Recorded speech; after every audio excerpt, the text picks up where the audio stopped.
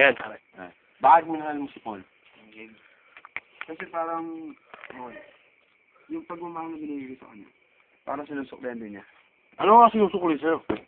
Yung pagmamahal na binibigay ko sa kanya. Pero akala ko nun, Be specific. parang laro lang pala sa kanya.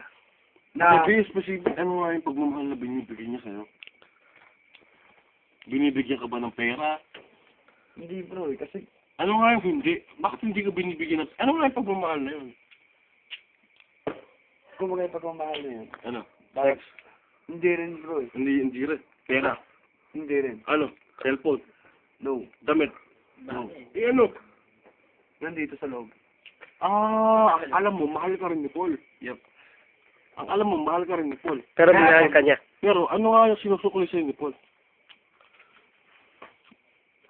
Ang alam ko sinusuklian sa akin nun, mahal niya ako. Pero, Coins. hindi pala.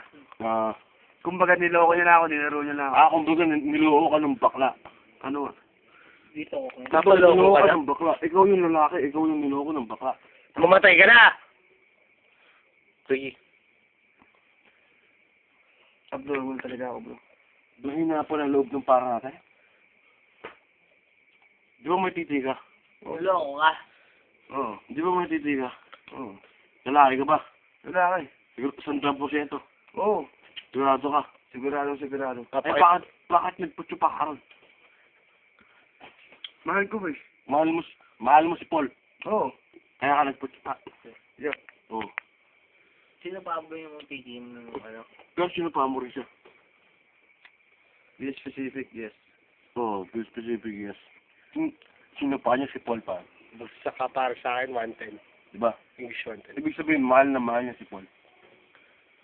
Mahal mo? Hindi na. Ngayon, Hindi, tanong ko pare, mahal mo?